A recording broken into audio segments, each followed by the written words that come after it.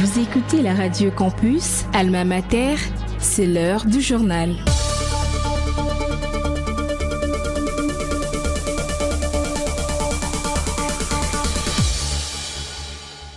Le plaisir est pour nous de vous informer, messieurs et dames. Bienvenue dans cette édition du journal dont voici le principal titre.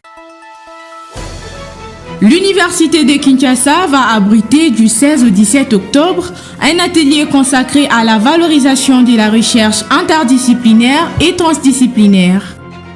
Le Conseil supérieur de la magistrature invite le nouveau magistrat nommé le 28 mars 2025 à ouvrir leur compte salaire en vue de commencer à percevoir leur paye. En marge de la conférence sur les investissements entre la République démocratique du Congo et les États-Unis, le ministre de la Communication et porte-parole du gouvernement, Patrick Muyaya Katembwe, a lancé un appel aux investisseurs américains. Il les a invités à voir au-delà des défis pour miser sur les nombreuses opportunités qu'offre la République démocratique du Congo. Voilà tout pour les titres. Le développement, c'est tout de suite. Vous êtes branchés sur la radio Campus Unikin, la radio du savoir, sur 107.6 MHz, votre radio. Comme je le disais tantôt, l'Université de Kinshasa va abriter du 16 au 17 octobre un atelier consacré à la valorisation de la recherche interdisciplinaire et transdisciplinaire. Plusieurs chercheurs congolais et belges y prendront part. Le professeur Raoul Kenge, point focal de l'atelier, en explique le contexte et les objectifs. Il y a une activité 4, ou le résultat 4, qui concerne la promotion de la recherche transdisciplinaire à l'université de Kinshasa. Et donc, après avoir organisé 2 formations successives, d'une part, l'élaboration de projets pour la valorisation de la recherche interdisciplinaire et transdisciplinaire, et aussi une formation sur la recherche de financement des projets de recherche inter- et transdisciplinaires, nous allons projeter cette conférence pour pouvoir, d'une part, rendre compte des résultats de l'enquête qui a été réalisée sur la recherche transdisciplinaire à l'Université de Kinshasa. Il y a 2 chercheurs qui ont collaboré avec nous pour faire cette enquête.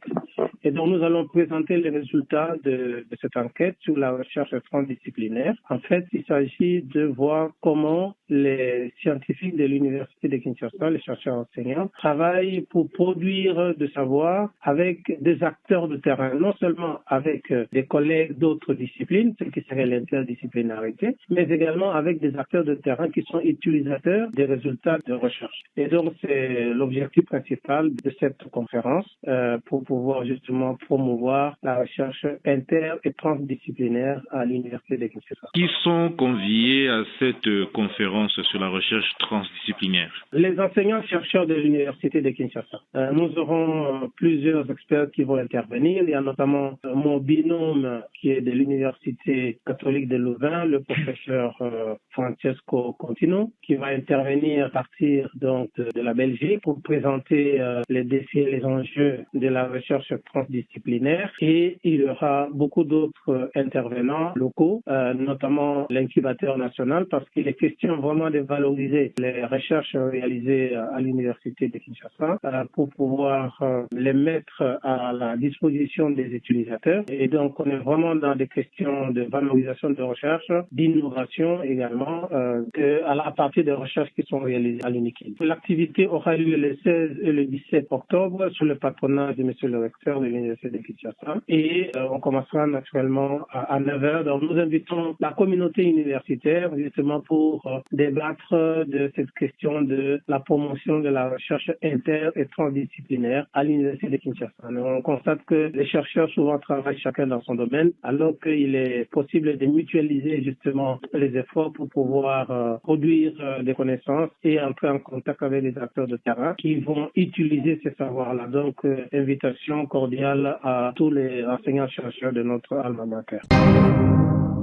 Le Conseil supérieur de la magistrature invite le nouveau magistrat nommé le 28 mars 2025 à ouvrir leur compte salaire en vue de commencer à percevoir leur paye.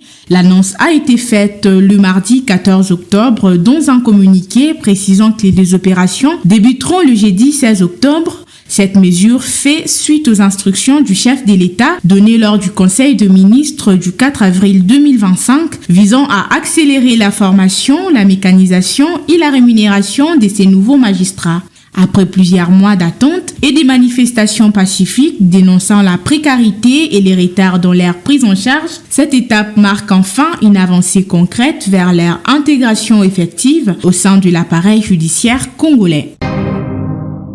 En marge de la conférence sur les investissements entre la République démocratique du Congo et les États-Unis, le ministre de la Communication et porte-parole du gouvernement, Patrick Muyaya Katembwe, a lancé un appel aux investisseurs américains. Il les a invités à voir au-delà de défis pour miser sur les nombreuses opportunités qu'offre la République démocratique du Congo. Cette rencontre s'inscrit dans le prolongement de la déclaration de Washington, signée le 27 juin dernier, un accord historique axé sur la paix, la stabilité et la prospérité en RDC.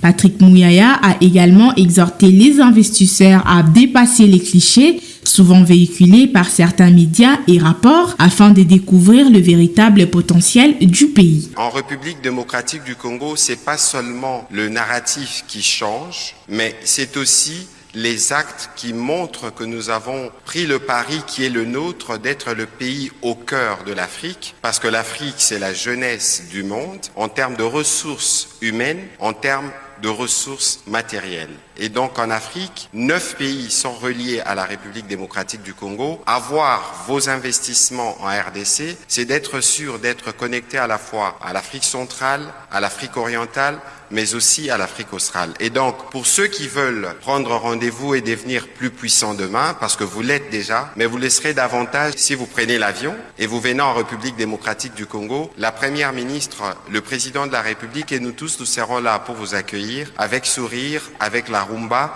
avec tout ce qui fera de vous fanatiques de la République démocratique du Congo, mais surtout ceux qui feront plus de profit parce qu'ils auront fait le choix de la destination du 21e siècle, le pays solution. Vous venez de suivre Patrick Muyaya Katembwe, porte-parole du gouvernement. À l'occasion de la Journée mondiale de l'énergie, la faculté de pétrole, gaz et énergie renouvelable organise le 22 et 23 octobre à la salle Monikoso une conférence débat et des sensibilisations placée sous les thèmes promouvoir l'innovation et l'investissement entrepreneurial dans les secteurs des énergies propres en RDC. Ces rendez-vous réunira experts, chercheurs et jeunes entrepreneurs autour des enjeux de la transition énergétique et des opportunités d'un développement durable porté par les initiatives locales. On écoute à cet effet les doyens de la dite faculté, les professeurs Kampata, joints par Jean-Paul Koutoumissa. Nous sommes même les poumons de l'espoir du monde. Les enjeux de la transition énergétique, de l'innovation technologique ou bien du développement durable reposent entièrement sur la République démocratique du Congo. C'est ainsi que nous organisons un forum des énergies renouvelables et innovation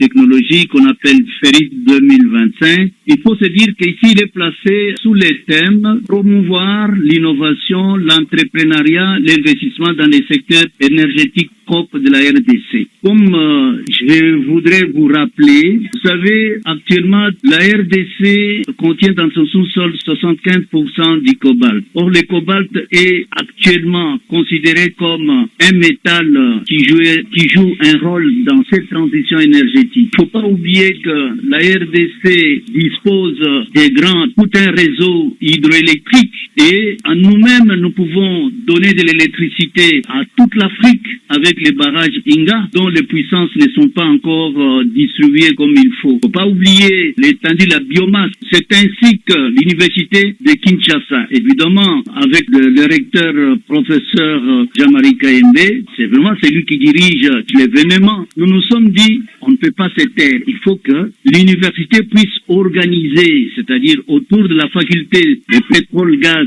et énergie nouvelle, organiser ces forums. Et vous allez voir que cet événement réunira les décideurs politiques. Il y a des corps diplomatiques qui nous ont déjà contactés, la société civile, les entreprises énergétiques, ils sont sur la ligne des agences gouvernementales, sans oublier les corps académiques et scientifiques. Et ici, vous allez voir que ce qui passe à l'avant-première, ce sont les étudiants et les chercheurs des universités qui ont joué un rôle important dans leur communication, dans la communication et surtout dans l'exposition de certains objets que vous allez vous-même voir dans leur stand. De son Excellence Daniel Moukoko, vice-premier ministre, ministre de l'économie, et de son Excellence Marie Nyange, ministre de l'environnement, développement durable et les nouvelles économies du climat. Voilà, ça sera un événement exceptionnel qui va se dérouler dans notre grande salle Onesoko du 2 au 23.